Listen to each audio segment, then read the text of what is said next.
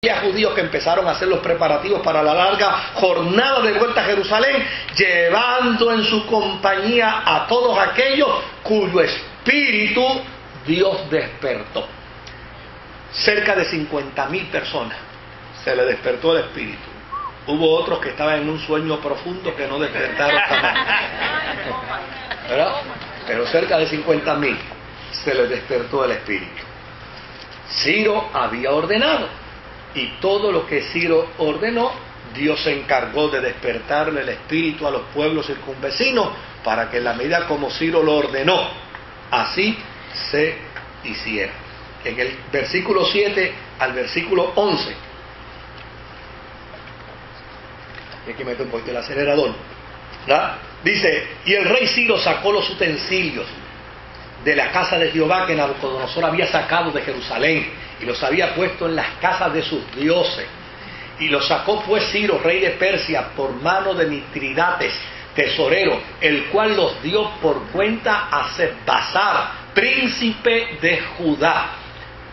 Y estaba en la cuenta de ellos 30 tazones de oro, 1,000 tazones de plata, 29 cuchillos, 30 tazas de oro, otras 410 tazas de plata y otros 1,000 utensilios.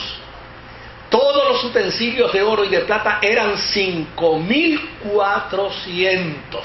Todos los hizo llevar Sesbazar con los que subieron del cautiverio de Babilonia a Jerusalén. Así es que aquí está claro, dentro del contexto histórico, lo que Esdras quiere postular. Número 1, la política de Ciro está clara aquí. Era devolver a los altares los dioses de los pueblos conquistados.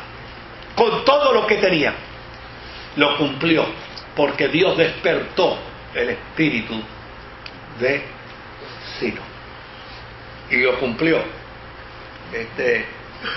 Oremos para que Dios despierte el espíritu de los gobernantes de Puerto Rico para que cumpla lo que promete.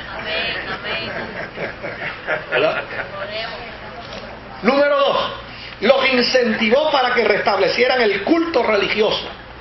No solamente les dio, también yo voy a aportar de lo mío. Número 3, como los judíos no tenían imágenes, les devolvió sus utensilios sagrados que habían sido guardados en Babilonia durante 50 años, desde la destrucción de Jerusalén. Y este es un dato que lo encontramos en Reyes, lo encontramos en Crónicas y lo encontramos en el libro de Daniel, pero vamos a economizarnos un poquito de tiempo. Nabucodonosor sacó de 5,000 a 6,000 utensilios del templo de Jerusalén. El escritor dice que devolvió 5,400. Ahora, dice aquí un dato interesante, dice que todo se puso en las manos de Sesbazar, el príncipe de Judá. Él fue el que recibió todos los utensilios. Vamos un momentito al 5.14. Al 5.14. Es decir, Sesbazar, el príncipe de Judá, recibió los utensilios. Y aquí dice, también los utensilios de oro y de plata de Dios que Nabucodonosor había sacado del templo que estaba en Jerusalén y los había llevado al templo de Babilonia. El rey Ciro los sacó del templo de Babilonia y fueron entregados a Sesbazar, a quien había puesto por gobernador. Así que este Sesbazar, príncipe de Judá, había sido puesto como gobernador. Y ahí se dice que él era el gobernador y fue la persona, según Ageo, según Zacarías y según Esdras, fue Sesbazar el responsable de poner los cimientos del templo en esa primera incursión. Ahora, hay una posición interesante sobre algunos teólogos, porque dicen que Sesbazar y Zorobabel no son personajes distintos, sino que dependiendo del lugar donde se encuentran, así se les da el nombre. Si está en Babilonia, se le llama Zorobabel. Si está en Jerusalén, si está en Babilonia se le llama Sesbazar, y si está en Jerusalén se le llama Zorobabel. Ahora, ¿quién es este Zorobabel? En Primera de Crónicas, en el capítulo 3, desde el verso 9 hasta el verso 19, yo no lo voy a leer para ahorrar un poquito de tiempo, pero ahí en Primera de Crónicas 3, 9 al 19, dice que Zorobabel es de la descendencia davídica. Es de la descendencia davídica. Por lo tanto, es importante que para que se cumpla lo que Dios le había prometido a Israel, quien fuese gobernador de Judá tenía que venir ¿de dónde? De la ascendencia davídica. Señores, y esto se cumplió.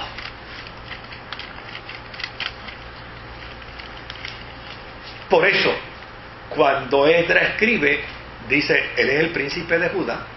Es decir, él es el retoño de esa descendencia davídica. Por lo tanto, dependiendo donde esté Sesbazar, será Sesbazar, y dependiendo donde esté, será Zorobabel. ¿Y cómo se puede hacer la diferencia? Pues con el significado de los nombres. Cuando él se llama Sesbazar, Sesbazar significa gozo en la tribulación. ¿Y qué quiere decir gozo en la tribulación en Babilonia?